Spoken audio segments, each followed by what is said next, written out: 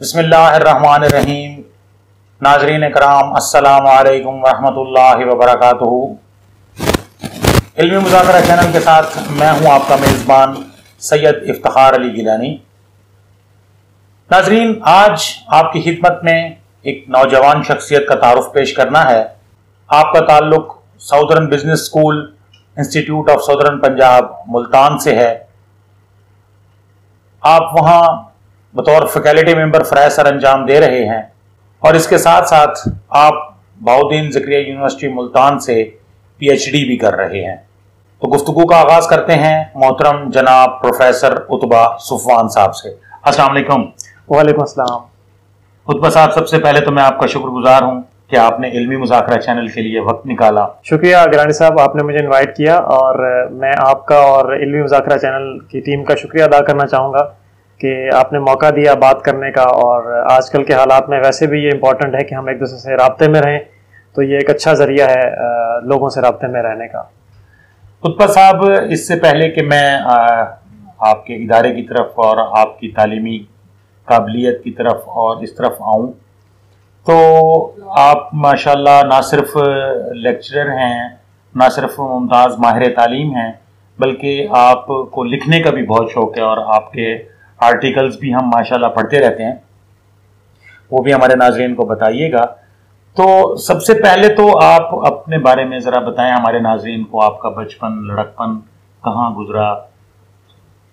जी गिलानी साहब, मेरी पैदाइश एक जैसे कहते हैं मिडिल क्लास फैमिली में हुई और तालीम याफ्ता वालिदैन थे माशाल्लाह से। वालदा हेड मिस्ट्रेस थी और वालिद साहब वकील थे। वालिद साहब तो अभी भी प्रैक्टिस करते हैं, तो वालदा को रिटायर हुए कुछ अर्सा हो गया। तो और हमारा बचपन डेरा गाजी खान में गुजरा। वहाँ हम सरकारी रिहाइशगाह में रहा करते थे, तो बहुत खूबसूरत यादें हैं डेरा गाजी खान शहर के साथ। अच्छा, माशाल्लाह माशाल्लाह। और उसके बाद फिर मुख्तलिफ तालीमी इदारों से होते हुए बहाउद्दीन ज़करिया यूनिवर्सिटी पहुँचे और उसके बाद हम मुल्तान शिफ्ट हो गए। बहाउद्दीन ज़करिया यूनिवर्सिटी से मैंने MBA किया, MPhil किया और उसके बाद कॉर्पोरेट सेक्टर में मैंने कुछ अर्सा जॉब किया जी। लेकिन चूंकि वालदा शुबा तालीम से थी और वालिदैन दोनों पढ़े लिखे थे, तो शुरू से ही ख्वाहिश थी कि मैं दर्स व तदरीस की तरफ आऊँ। तो इसी सिलसिले में मैंने खुद भी PhD में दाखिला लिया और स्टूडेंट्स को पढ़ाना भी शुरू किया। और ISP की मैनेजमेंट ने मुझे मौका दिया पढ़ाने का और बहुत अच्छा लग रहा है ISP में पढ़ा के। तो पिछले साल 1.5 साल से मैं ISP के साथ हूँ। माशाल्लाह माशाल्लाह। तो उत्बा साहब, आपके फील्ड्स कौन कौन से हैं? गिलानी साहब, जिस तरह मैंने आपको बताया कि मैं कॉर्पोरेट सेक्टर में कुछ ऐसा जॉब करता रहा हूँ, तो कॉर्पोरेट सेक्टर में मैंने 2 मेजर फील्ड्स में जॉब की है, जिसमें से एक ह्यूमन रिसोर्स मैनेजमेंट है जी। और एक मार्केटिंग मैनेजमेंट है। और मार्केटिंग में मैंने ब्रांड मैनेजमेंट में और ट्रेड मार्केटिंग में जॉब की है। और जब मैं ISP ज्वाइन किया जब मैंने, तो यहाँ पर मैं मुख्तलिफ बिज़नेस के कोर्सेज़ पढ़ाता हूँ, जिसमें ऑफ कोर्स मार्केटिंग के कोर्सेज़ भी हैं, कुछ ह्यूमन रिसोर्स मैनेजमेंट के कोर्सेज़ हैं, उसके अलावा पाकिस्तान इकोनॉमी से रिलेटेड भी कुछ कोर्सेज़ मैं पढ़ाता हूँ। तो ये मेरी दिलचस्पी के कुछ एरियाज़ हैं।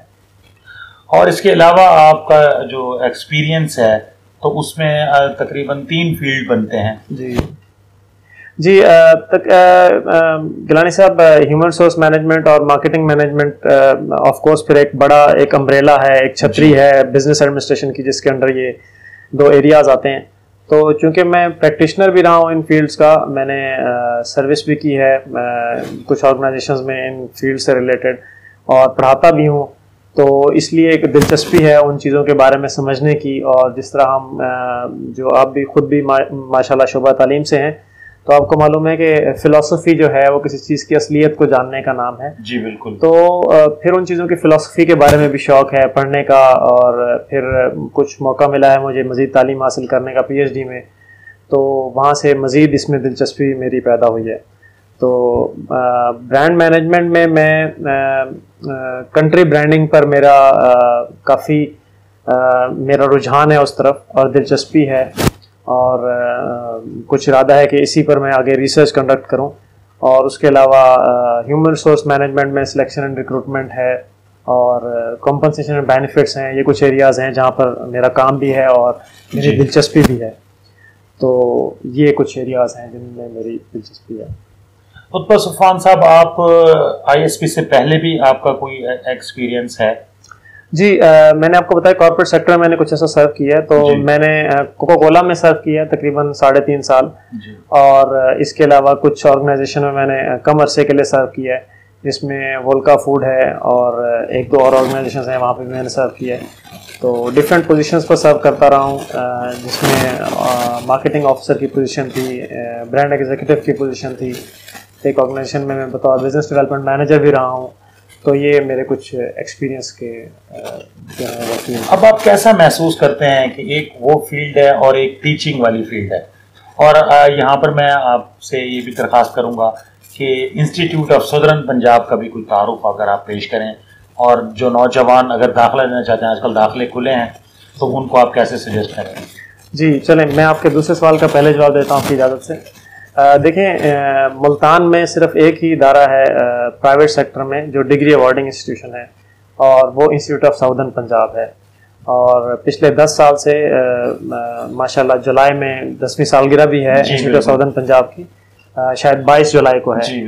तो अभी 10 साल से माशाल्लाह कायम व दायम है और माशाल्लाह तरक्की करता जा रहा है, और रोज़ अफ़ज़ू तरक्की कर रहा है माशाल्लाह इदारा। और 10 साल में आप देखें कि 10 साल के दौरान और कोई मुकाबले में नहीं है, यानी डिग्री अवार्डिंग सिर्फ 10 साल से आईएसपी ही है। जी बिल्कुल बिल्कुल। कुछ और इदारे हैं प्राइवेट जिनके कैंपसेस हैं इधर, हाँ लेकिन वो डिग्री अवार्डिंग चार्टर्ड नहीं है, मुल्तान के लिए चार्टर्ड नहीं है। तो मुल्तान के लिए चार्टर्ड सिर्फ यही इदारा है। तो ये मुल्तान के लोगों के लिए एक नेमत भी है, मैं कहूँगा ब्लेसिंग है। एक गलत फहमी जिसका मैं जिक्र करता चलूँ, एक चूँकि ये टॉपिक आ गया है कि प्राइवेट सेक्टर के बारे में एक अमूमन एक गलत फहमी फैलाई जाती है लोगों में कि प्राइवेट सेक्टर शायद सर्व नहीं करता, जबकि मैं ये कहना चाहूँगा कि पाकिस्तान के एजुकेशन सेक्टर में पिछले अगर 20-25 साल की बात की जाए तो प्राइवेट सेक्टर ने जितना सर्व किया उतना शायद पब्लिक सेक्टर भी सर्व नहीं कर पाया। और ये हकीकत आप अगर जो प्राइमरी, सेकेंडरी और हायर सेकेंडरी में देखें तो उधर ज़्यादा अयां होकर सामने आती है। अगर हम टर्शरी एजुकेशन की बात करें या हायर एजुकेशन की बात करें, जिसमें हम अंडर ग्रेजुएशन और मास्टर्स की और जो पोस्ट ग्रेजुएशन की स्टडीज़ हैं उनको देखते हैं, तो वहाँ पर पब्लिक सेक्टर के इदारे जिस तरह मुल्तान में बहाउद्दीन ज़िक्र यूनिवर्सिटी है, लाहौर में पंजाब यूनिवर्सिटी है, इस्लामाबाद में कायद-ए-आज़म यूनिवर्सिटी है, तो वहाँ पर ऐसे इदारे काफ़ी देर से कायम व दायम हैं और अभी तक अपने जिसे कहते हैं कि उनकी अभी तक इम्पोर्टेंस लोहा मनवा रहे हैं, इम्पोर्टेंस कायम है। प्राइवेट सेक्टर आहिस्ता आहिस्ता आगे आ रहा है। तो टर्शरी एजुकेशन में, हायर एजुकेशन में भी हम प्राइवेट सेक्टर को अंडरमाइन नहीं कर सकते, उनकी इम्पोर्टेंस को कम नहीं कर सकते।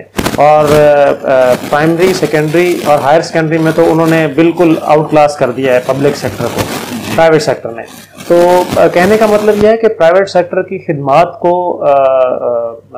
सराहा जाना चाहिए। प्राइवेट सेक्टर तालीम के फ़रोग में जो किरदार अदा कर रहा है उसको सराहा जाना चाहिए, और बहुत बड़ी नेमत है तलबा के लिए, और जाहिर है जॉब मार्केट के लिए भी जो लोग सर्व करते हैं प्राइवेट सेक्टर। ऑनलाइन क्लासेस भी सबसे पहले जी, ऑनलाइन क्लासेस मुल्तान में अगर हम बात करें तो मुल्तान, पूरे मुल्तान में हालांकि बहुत से इदारे मौजूद हैं जो मुल्तान में आईएसपी से पहले एस्टेब्लिश्ड हैं और शायद 20-20, 30-30 साल पहले से एस्टेब्लिश्ड हैं, उसके बावजूद मुल्तान में आईएसपी बाजी ले गया इस मामले में सब पर। तो बाकी इम्प्रूवमेंट के चांसेस तो हर जगह होते हैं, लेकिन मैं ये महसूस करता हूँ कि बहुत अच्छी डायरेक्शन है आईएसपी की, और आईएसपी बहुत मस्बत सिमत में और बहुत अच्छी जिसे कहते हैं कि पेस से और अच्छी स्पीड से चल रहा है माशाल्लाह। जी माशाल्लाह। उत्पा साहब, आप लिखारी भी हैं जी, तो ये लिखने का शौक ये कब से हुआ और क्या लिखते हैं? अच्छा, मैं जब था तकरीबन मैट्रिकुलेशन में, तो उस वक्त अखबारात घर पर आया करते थे, उससे पहले भी जाहिर है क्योंकि वालिदैन दोनों थे, एजुकेटेड थे, तो इस वजह से एक मौका मिला। मैं बार बार इस चीज़ का इसलिए जिक्र कर रहा हूँ कि मेरा एक यकीन है कि इंसान नेचर की पैदावार तो है, साथ नर्चर की पैदावार भी है। यानी कि एक इंसान जिसको खुदा ने तख्लीक किया और खुदा ने, अल्लाह ताला ने उसे दुनिया में भेज दिया, साथ उसके हालात भी हैं जो उसको किसी तरफ उसका रुख कर देते हैं। तो चूंकि वालिदैन इस तरफ थे तो मेरा रुख खुद ही इस तरफ होता चला गया और रुझान बन गया। तो अखबार पढ़ने का शुरू से शौक़ था, वालिद वालिदा दोनों पढ़ा करते थे, तो मुझे भी शौक़ था। हम अगरचे 4 बहन भाई हैं माशाल्लाह, और बाकी 3 बहन भाइयों को ख़ास शौक़ नहीं है, लेकिन मुझे शौक़ हुआ वालिदैन को देखकर। स्कूल में थे, स्कूल के दफ्तर से अखबार में उठा लिया करता था और चुप करके किताबों के बीच रखकर अखबार भी पढ़ लिया करता था। तो वहाँ से शौक़ पैदा हुआ। तो पिछले 20-22 साल से 25 साल से अखबारात पढ़ने का शौक़ है। फिर वहाँ से एक सलाहियत पैदा हुई तज्जिया करने की। कुछ हमारे स्कूल के टीचर थे, FSC तक पढ़ाया सलीम साहब, उन्होंने काफ़ी इस तरफ रुझान पैदा किया, गाइड किया इस बारे में कि तज्जिया कैसे किया जाता है। तो दिलचस्पी है। अभी तक एमेच्योर हूँ, बाकायदा प्रोफेशनल नहीं हूँ लिखने लिखाने में, लेकिन दिलचस्पी है, लिखता रहता हूँ और दोस्तों को शेयर करता हूँ जिस तरह आपको भी शेयर करता हूँ। जी माशाल्लाह, बहुत अच्छा आप लिखते हैं। तो अल्लाह आपके कलम में मजीद, वो कहते हैं ना, मजीद जोर हो कलम में। मुतबा साहब, आप माशाल्लाह बाउद्दीन ज़िक्रिया यूनिवर्सिटी से PhD भी कर रहे हैं जी। तो उसमें आपका क्या टॉपिक है और आपके सुपरवाइजर कौन है और आपकी रिसर्च किस टॉपिक पे हो रही है? जी, जो मेरा टॉपिक है, मैंने आपको पहले बताया कि मेरा एरिया ऑफ इंटरेस्ट PhD में नेशन ब्रांडिंग है जी। और मेरे सुपरवाइज़र डॉक्टर मुईद साहब हैं और डॉक्टर मुईद साहब इंग्लैंड से PhD हैं और माशाल्लाह बहुत अच्छी रिसर्च प्रोफाइल है उनकी। अब नेशन ब्रांडिंग में दिलचस्पी क्यों पैदा हुई मुझे? वो इसलिए पैदा हुई कि जो नेशन ब्रांडिंग का टॉपिक है, बल्कि इससे पहले मैं ये बताना चाहूँगा कि PhD की जो रिसर्च है दुनिया में अक्सर मुल्कों में उसे मल्टी डिसिप्लिनरी और क्रॉस डिसिप्लिनरी रिसर्च में लिया जाता है। यानी एक से ज़्यादा डिसिप्लिन में रिसर्च करने को बहुत अच्छा समझा जाता है और उसकी बहुत तारीफ की जाती है और उसे अप्रिशिएट किया जाता है। अगर आप दुनिया के बेहतरीन तालीमी इदारों की बात करें तो उन तालीमी इदारों में PhD के लिए मुख्तलिफ डिपार्टमेंट्स के टीचर्स, यानी एक ही यूनिवर्सिटी के मुख्तलिफ डिपार्टमेंट के टीचर्स आपस में कोलैबोरेट करते हैं और फिर नीचे स्कॉलर्स की रिसर्च कराई जाती है उनकी सुपरविजन में। तो ये जो मेरा एरिया ऑफ इंटरेस्ट है PhD में, ये भी एक मल्टी डिसिप्लिनरी टॉपिक है। इसमें चूँकि नेशन ब्रांडिंग है, इसमें मुल्क का इमेज, यानी ब्रांड एक इमेज होता है, तो मुल्क के चूँकि इमेज की बात है तो मुल्क का इमेज जाहिर है हमारा जो दफ्तर खारजा है वो इमेज का जिम्मेदार है और उसके अलावा और बहुत से हमारे एरियाज़ हैं जो हमारे मुल्क के इम्प्रेशन के ज़िम्मेदार हैं, इमेज के ज़िम्मेदार हैं। तो किसी हद तक इसमें पॉलिटिकल साइंस, इसमें पब्लिक पॉलिसी, इसमें फॉरेन पॉलिसी, उनका भी रोल है और ऑफ कोर्स इसमें मार्केटिंग का भी रोल है। और ये एरिया या ये जो एक इस्तिलाह थी या एक जो टर्म थी, टर्मिनोलॉजी थी नेशन ब्रांडिंग की, ये जब कॉइन की गई, इसलिए कॉइन की गई या ये जब बनाई गई, तो ये टर्मिनोलॉजी बनाई ही इसलिए गई गिलानी साहब कि इसे सोचने वालों ने ये सोचा कि हम एक बिस्किट का तो इमेज बेहतर करते हैं आवाम की नज़र में और उसकी बेस पर हमारे बिजनेस बिस्किट की सेल बढ़ जाती है। हम एक स्पोर्ट्स के इवेंट का, जिस तरह PSL की एग्जांपल ले लें, पाकिस्तान का जो स्पोर्ट्स लीग है क्रिकेट का, उसका इमेज हम बेहतर करते हैं आवाम की नज़रों में, तो आवाम उसे ज़्यादा देखती है और उसकी वजह से उसकी कमाई में इजाफा होता है। हम बाज़ औक़ात किसी इलाके का इमेज बेहतर करते हैं आवाम की नज़र में, जिस तरह आप गिलगित बल्तिस्तान का या कालाम का गान का इमेज लोगों की नज़र में बेहतर होगा तो लोग वहाँ ज़्यादा से ज़्यादा जाएंगे और वहाँ के लोगों की आमदन में इजाफा होगा और जो टूरिज्म से रिलेटेड है उन लोगों की। तो इस तरह यानी कि हम किसी चीज़ की, किसी जगह की तो हम मार्केटिंग कर सकते हैं, उसका इमेज बेहतर कर सकते हैं, तो पूरे मुल्क का भी इमेज बेहतर हो सकता है और उसके लिए हमें सॉफ्ट सिग्नल्स कुछ देने पड़ते हैं ऑडियंस को। अब मुल्कों के ऑडियंस दो तरह के होते हैं, एक उनके इंटरनल ऑडियंस होते हैं और एक उनके एक्सटर्नल ऑडियंस होते हैं। यानी इंटरनल ऑडियंस यानी कि हम सब लोग, आप, मैं और पाकिस्तान के 22 करोड़ लोग, वो सब पाकिस्तान के इमेज के बारे में कंसर्न है और पाकिस्तान का इमेज अच्छा है या बुरा है उन लोगों के ऊपर उसका असर पड़ता है और वो अपने मुल्क के बारे में अच्छा भी सोच सकते हैं, बाद वक़्त वो थोड़ा डाउन भी फील कर सकते हैं, लो कॉन्फिडेंस भी हो सकता है उनका अपने मुल्क के बारे में। और दूसरे एक्सटर्नल ऑडियंस हैं जो कि इन्वेस्टर हैं, फॉरेन इन्वेस्टर जो पाकिस्तान में आकर इन्वेस्ट करते हैं, या दूसरे ममालिक हैं जिनके टूरिस्ट पाकिस्तान में आते हैं टूरिज्म की खातिर। यूरोप के, आपको पता है यूरोप में पैसा ज़्यादा है, अमेरिका में पैसा ज़्यादा है, चाइना में पिछले कुछ हिस्से में पैसे की बहुत फरावानी हुई है, तो वहाँ के लोगों के पास जब पैसा है तो वो अपने फारिग औकात में वो टूरिज्म पर निकल जाते हैं, सियाहत पर निकल जाते हैं। तो हमारे एक वो टारगेट होते हैं कि हम उन सियाहों को कैसे अपने मुल्क की तरफ अट्रैक्ट करें। हम वहाँ के जो इन्वेस्टर हैं जिनके पास अरबों डॉलर्स हैं वो कैसे पाकिस्तान में आकर अपनी फैक्ट्रीज लगाएं। तो मुख्तलिफ फ़ायदे हैं मुल्क का इमेज बेहतर करने के। तो ये टॉपिक जो है बिजनेस से ज़ाहिर है रिलेटेड है, क्योंकि बाहर से लोग आएंगे, पैसा लेकर आएंगे, इन्वेस्ट करेंगे, टूरिज्म करेंगे, तो हमारे मुल्क को फ़ायदा है, यहाँ कारोबार बढ़ेगा। तो एक उसका एस्पेक्ट हो गया, बिजनेस का एस्पेक्ट है, और दूसरा ऑफ कोर्स उसका पब्लिक पॉलिसी का, कि गवर्नमेंट पॉलिसी बनाती है ना कि हमने मुल्क का इमेज बेहतर करना है, या फॉरेन ऑफिस एक स्ट्रेटेजी लेकर चलता है कि हमने मुल्क को कैसे पोर्ट्रे करना है इंटरनेशनली, इंटरनेशनल फोरम्स पर कैसे पोर्ट्रे करना है, या हमारे जो मुख्तलिफ इवेंट्स हैं वो कैसे हेल्प कर रहे होते हैं हमारे इमेज को बेहतर करने में। जिस तरह आपने देखा होगा PSL को पाकिस्तान लाने के लिए हुकूमत ने बहुत जतन किए हैं और वो बड़ी कामयाब रही है हुकूमत इस सिलसिले में। तो ये भी जो इवेंट्स हैं ये भी सिग्नल्स दे रहे होते हैं फॉरेनर्स को, इन्वेस्टर्स को, टूरिस्ट्स को कि आप पाकिस्तान एक पुरअमन मुल्क है, पाकिस्तान पुरअमन मुल्क है, आप आए यहाँ तशरीफ लाएं। क्योंकि गिलानी साहब ये पाकिस्तान में आहिस्ता आहिस्ता सोच बेदार हो रही है और मैं काफ़ी ज़्यादा इसका वकील हूँ इस सोच का, इसको आगे बढ़ाता रहता हूँ कि पिछले 500 साल में इस दुनिया की सबसे बड़ी हकीकत कारोबार है। पिछले 500 साल में इस दुनिया की सबसे बड़ी हकीकत कारोबार है। आप देखें 1497 में वास्को डे गामा चलता है पुर्तगाल से और 1498 में वो इंडिया पहुंचता है। उस वक्त पाकिस्तान और इंडिया कंबाइंड एक मुल्क थे। तो इधर आकर वो खरीदता है चीज़ें, कुछ लूट मार करता है और वो वापस पुर्तगाल चला जाता है। फिर उसके बाद 1500 के आसपास की ये बात होगी। 1600 में ईस्ट इंडिया कंपनी बनती है और ईस्ट इंडिया कंपनी इस इलाके में आती है और इस इलाके में आने के बाद east India company Aahista Aahista छा जाती है और इस इलाके पर कब्जा कर लेती है, हराती है मकामी लोगों को, जिसमें टीपू सुल्तान को उन्होंने हराया, सिराजुद्दौला को उन लोगों ने हराया जी। तो यानी कि मुख्तसर करूं अगर बात को तो 1857 तक ईस्ट इंडिया कंपनी की हुकूमत रहती है कमोबेश। 1857 में जब जंग आज़ादी मकामी लोग लड़ते हैं और वो नाकाम हो जाते हैं तो बरतानवी हुकूमत खुद ईस्ट इंडिया कंपनी को हटा देती है कि ठीक है कंपनी ने बड़ा काम कर लिया, कारोबार कर लिया, कब्जा भी कर लिया दुनिया के सबसे अमीर मुल्क तक। पर 1700 में 1700 के आसपास ये इंडिया जो कंबाइंड था ये दुनिया का सबसे अमीर मुल्क था, जिस तरह आज अमेरिका दुनिया का सबसे अमीर मुल्क है। तो ये सबसे अमीर मुल्क था। तो उन्होंने कहा बहुत शुक्रिया जी ईस्ट इंडिया कंपनी, आपने कब्जा कर लिया दुनिया के सबसे अमीर मुल्क पर और वहां से तिजारत भी कर ली और दौलत का रुख कर दिया हमारी तरफ, इधर आ गई सारी हमारी तरफ दौलत का रुख कर दिया। तो बहुत शुक्रिया, अब हम टेक ओवर करेंगे। तो उन्होंने टेक ओवर किया, लेकिन उसके बाद भी 1857 से 1947 तक भी दौलत का रुख उसी तरफ रहा, यूरोप की तरफ रहा, यानी मशरिक से दौलत कशीद होकर उस तरफ जाती रही। तो कहने का मतलब यह है कि मकसद किसी मुल्क पर इल्जाम तराशी करना नहीं है या मकसद लोगों को जज्बात में लाना नहीं है। मकसद सिर्फ ये बताना है कि दुनिया की सबसे बड़ी हकीकत पिछले 500 साल में तिजारत रही है, पैसा रहा।